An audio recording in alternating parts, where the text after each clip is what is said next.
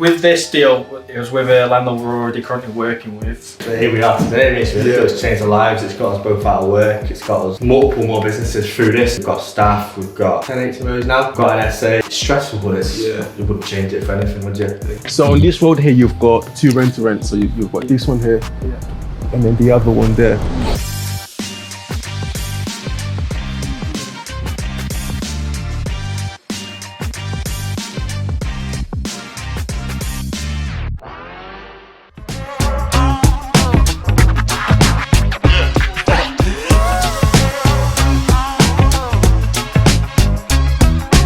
It's like one of the rooms that's available. Obviously, I've seen it when I came in before you guys dressed it up. Like, it's just crucial to have have your room dressed up. So, how's that working out for you? Regarding dressing room, we did this quick, didn't we? Because we had about an hour to kind of get it dressed. Obviously, we know what we're going for. We just had to quickly nip to the shop, grab everything as quick as we could, get it, dress it, pictures ready for this. But yes, the difference this makes.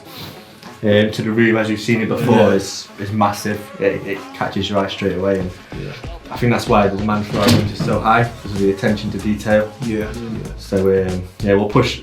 Well, the better the room looks, obviously, the more you can push the rent up. So because I see some rooms like on spare rooms that it's not dressed up. It's just people make no effort. They're not making no effort. How do you guys source your tenants? Do you still come and do viewings, or we don't know? So no, we don't do any in-person viewings anymore. So what happened is during COVID, obviously we couldn't come and do in-person viewings. So we had to obviously work out how we're going to still operate the business while we couldn't leave our houses. So we basically leveraged like virtual tours. It's basically a video of the room, but because it's virtual tours, people see it as like a virtual viewing. Viewing. So you're basically just renaming a video. We were leveraging that through COVID, so we thought, this is working.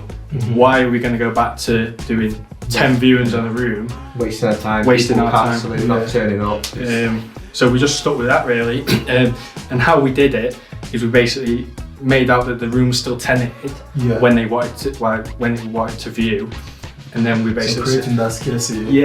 So it's still tenanted, and then basically saying like, look, we can offer a virtual tour if that's okay with you. So getting it okay from them, they're like, yeah, that's fine.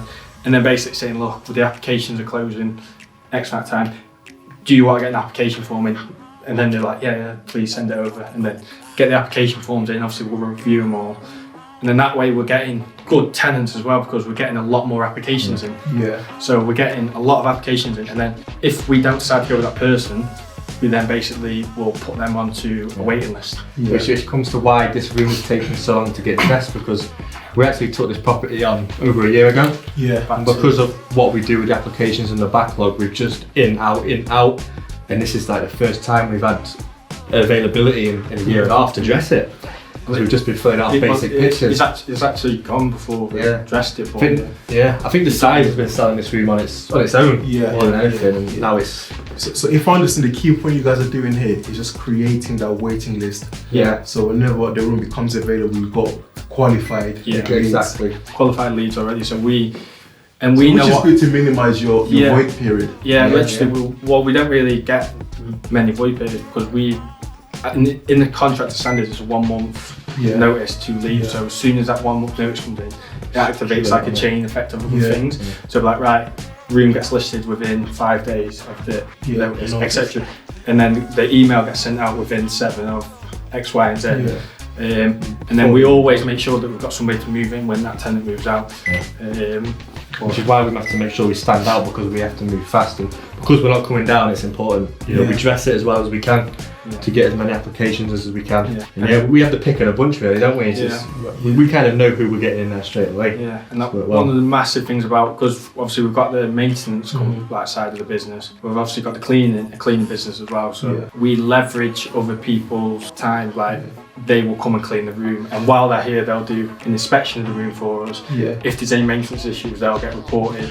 Our maintenance guy will then come out, and it's all on like key safes and everything like that. Yeah. So it's all, we don't have to come down. Really, we don't. Obviously we do the managing and all that stuff, but we're not travelling down here every weekend dealing with stuff. So you kind of systemize it in a way. Yeah, exactly. We've got a full back end system processes, like a proper business really. So you guys just dropped it in there, you know, you started up construction, cleaning. Yeah. So you know, starting your own rental business, now you're venturing into like.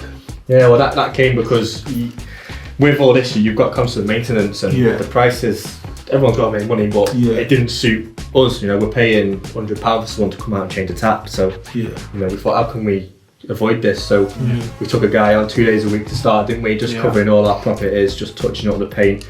And then we thought, how can we stop paying his wages? How can we, you know, generate income from this guy? So you know, we started outsourcing him to clients, estate agents, housing associations, other HMO landlords, and it basically the plan was to pay for our 2 days to start with, wasn't it? So we're not paying anything, but we scaled it to he's full time, and then we got another one full time, and then another one full time, and it's been pretty crazy to be honest. Well, you know, it's got a team of like 8, 9. We've got joiners, electricians, like working full time 5 days a week, and it's mad that we're providing wages. People like they rely on us to feed their family and it's pay their rent. Like we come from that, and then like we're paying wages. And then, that's the beauty, right? From like literally 3-4 years ago, you're trying to figure out, okay, what I want to do for my life. Oh, I'm tired of this, you know, repeated cycle. Literally. Now you're paying people's wages. People rely on us. It's crazy. It's pretty mad, really. And then, from that, like,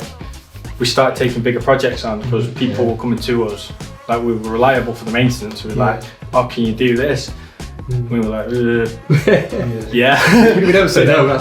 We never say no to anything. So like, we're like, yes, and then we'll figure it out afterwards. We obviously leveraged other people's experience. So like, people that work for us that are a lot more experienced in the field, leverage their knowledge, etc. Built our knowledge up, and then we start getting onto the bigger projects.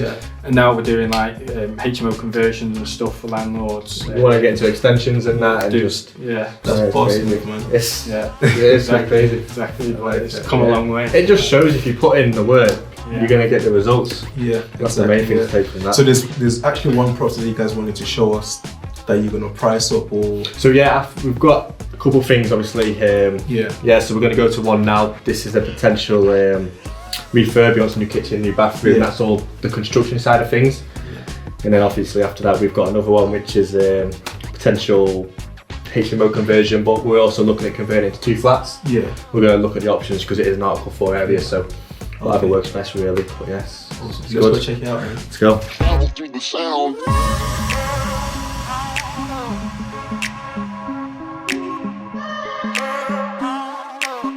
Like you're walking on a cloud. Okay guys, so if you're enjoying this video, make sure you like, comment and subscribe. So guys, you know, you've been doing your rental journey for like, you know, 4 years now, 3 to 4 years. What would you say, you know, has been the pitfalls, you know, the challenges that you came across? What, in rent to rent? In rent to rent, It was the beginning, wasn't it? The pitfalls were early on. We had, well, you talk about the first lot of tenants. The first 2 properties we took on, basically we had any issue you could possibly think of that might happen. So we had like police like kicking the door in for like wanting people in the property, people not paying rent, tenants fighting in the property, you name it, it happened in that property, in them 2 properties. Like, but that was due to when I took over the properties, I took them over tenanted and I didn't reference them properly. So, and that was it during like the COVID time, stuff like that. We were desperate to get tenants in, so we were just getting anybody in, like anybody who wanted the room. We were like, pay your first last month, like quick rent there, and then that was all you get. And then that was all you were getting, like just they weren't paying rent. Any issues you could possibly think of, we had that. And I just thought that was rent to rent. We were losing we're losing money. We were losing about £1 a month on each property. Wow, it was crazy. Luckily we had the other ones to keep us afloat. We weren't making money, but we were paying the landlords and continuing. And so that will scare a lot of people and turn them up, you know, turn them away. So what made you guys, you know, okay, you know what, let's you know, weather the storm? So it's kind of once we got the first 2, we got another one come to us naturally. Like, it's like buses, you know what I mean? As soon as you get 1, 2, you know what I mean? But another one came, and it wasn't as difficult, and we thought actually it's not the rent to rent model that's difficult, it's the Process. properties. So it was just one of them things. So with those situations that you faced, what have you learned from them? We don't make the same mistake twice, do we? I think Yeah. we've completely changed. You just grow, you make a mistake, you learn from it, and that's Yeah. how you learn. I mean, obviously it's better not to learn from your own mistakes, learn from others, but I think someone does something unavoidable. It makes you better and it makes you smarter. You know, we fully reference everyone, we check them, you know, we go into great detail. The type of tenants we get in, we keep them, we don't mix students, professionals, we solely stick to the professionals. Everything was a learning curve, so even though we lost money, etc., the amount of knowledge and experience you get from that, it was all avoidable. Like it helped me like build the back end processes now and like put things in place if things happen. So like it basically made the business where it is today. Because without them things, we wouldn't have known about X, Y, and Z. Luckily, we had all the shit at the start, and then obviously it was tough on it, and it was draining. You'd wake up on rent day to pay the landlords, and you're like, "Fuck, we're like $3 short. What do we do?" Do you know what I mean? Like ring him, and we'd do it. We'd credit card it, and we put ourselves in quite a bit of debt on the credit cards. But you've got to take them risks, and you've got to leverage other people's money. We learn, because that's paid off now. But if we didn't do that, we wouldn't. Because the landlords would have probably, like you say, they'd come after us. Why have you not paid me my rent? Exactly. You just got to weather the storm and come out on the other side, and now we're here. That's very true, man. So, how many rentals you guys got now? We've got 10 rent-to-rents. We've got one serviced accommodation, and we've got the one we went to earlier.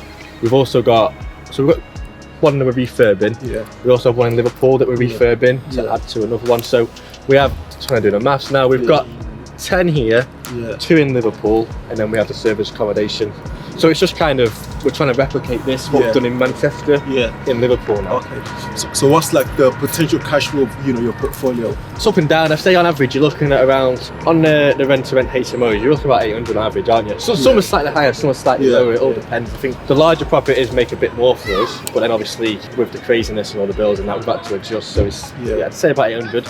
On this serviced accommodation, that's averages about £1,000. It's really good, that, to be fair. So if that's 800 averaging per property, so we're looking at about £8,000. 8,000 just on the HMOs. On the HMO. Add the SA, and then we've got these. And then we've got these 2 that are currently. That's not a bad income, is it? Not at all. You can't complain, can you? And you're paying people full time. You guys are also full time in it. So the people we pay full time isn't out of the rent to rent, that's from your other business. Directly from the maintenance, but obviously we're full time on it. So So what about when people say like, oh, renting doesn't work? What would you say to it? It does. It does work, but you can't put the work in. That's the difference. I think the majority of people would have give up in the circumstances we were in. We took a step back. We took some persuading. He didn't want to give them properties back, did he, Kyle? He was like, they were my first properties, I can't give them back. I was like, we need to, He was like, you need to give them back. He's like, we can fix it. I'm like, I was like, no. I was like, we'll do them up. Like, we'll sort the tenants out. But it just went on and on. It's a hard decision giving 2 properties back that you worked so hard to get. But you had to look at the bigger picture that they wasn't working. Take one step back to move forward, and it's. How was the process giving those properties back to the landlord? Oh, it's a nightmare. The landlord originally, when we first went with her, she was a bit difficult from the start. So I went to give the properties back, and then literally everything to the contract, like to the T. And obviously I got legal advice on it as well beforehand to make sure I was doing everything properly. Give him the notice and basically she just like basically was saying like, no, you need to carry on paying. I was like, well, give you my notice, and she's like, well, no, you need to carry on paying till X, Y, and Z. I was like, well, I'm not. I'm like, this is the date, this is the final notice, it's in writing, it's been delivered at X, Y, and Z. And then she's like, well, I'll take you to court. And I was like, what do you mean you take me to court? She's like, yeah, I'll take you to court, like you're meant to guarantee my rent and you've not. I was like, but if you read the contract, like I've activated the break clause in the contract, which also always add that into your contract, break clauses. Always make sure proper look after yourself. Exactly. Like make sure everything's covered, like all the things, because there was just a lot of stuff that needed doing to them properties, and the tenants that we took on, because we took them on tenanted, wasn't the 50% of them were probably all right. The other 50%, we had people with people that we didn't receive rent from once. Yeah. So they're leaving and we're like, we're chasing them. It's too much hassle. We're new to this. It's like a first year. He owes us $3,000, but what we're gonna do? Just let's get someone in and earn money. So in terms of like, you know, you learning this strategy, what was a key aspect for your education? You know, you're coming in, what made you look for me or look for a mentor? First of all, like, I did a lot of learning by myself. Like which most people, you know, tend to do, but there's a lot of information out there. So I always advise, like, anybody that asks me how do you get started now, just get as much information as you can and like see you like it's a good fit for yourself. Once you've decided you're going to do it, get as much education, and then when you need to take the next step, you need to decide what that next step is. And for me, I just needed that like little push. And then also one of the massive things for me was I was worried about the legal side of things. So I was worried about like, am I going to be compliant?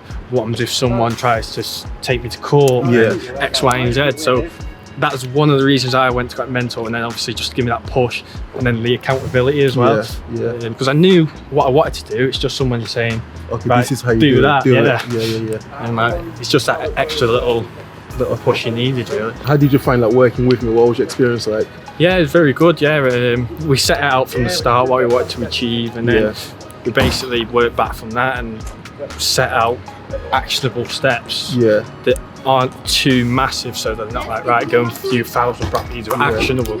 We come back and then obviously carry on from there. I'm your new host because Napa's over there taking business calls, so welcome to my YouTube. Nah, joking. So we've just been inside. This is a potential, it's a BRR / maybe a lease option depending on what suit. We haven't run the numbers on it yet because it's just like the initial first contact, first contact really. But it's a nice big property. It would have been perfect for a HMO. Like honestly, like the room size is absolutely massive. But because it's not been a HMO before and it's Article 4, it's going to be difficult. But never say never. Never say never. We're going to try look at some options down that route anyway. Because even though it is Article 4, this is like a common misconception. You can still have HMOs in Article 4, but it's just you have to do a lot more jumping through hoops and stuff like that. But they might still say no even after that. But a lot of potential with this one. We're going to run the numbers in the office tomorrow and put some offers together. We spoke to him about the idea of a lease option, and he seems happy with that. So probably a lease option is probably the way to go, really. Really good if we can get that. So Carl, Liam, so anyone that wants to get into rent-to-rent or property investment in general, what would you say to them? What would your advice be, your tips? Number one is take action. I know everyone always says it's cliche, but it is literally what it is, do you know what I mean? So just take action and like don't be scared of failure, because if things do go wrong or if something doesn't happen the way you want to, you learn so much from it. So everything's a learning curve, really. And don't be afraid of stress, because it is very stressful and you are going to be stressed, but that's where you grow the most. If you're not stressed, you're not growing. Exactly, guys. You've heard it. So if you like this video, make sure you give it a like, you comment, and you always make sure you subscribe. If you've got any question, feel free to comment. We'll get in touch with me. I'll be more than happy to help you. As you can see from Carl and Liam, started a rental business. You know, now they've got other ventures, construction, cleaning. Their rental business, it's bringing about what, 10k a month, let's say. That could also be you. So if you're interested to get into rent-to-rent, feel free to get in touch. And we out of here, man.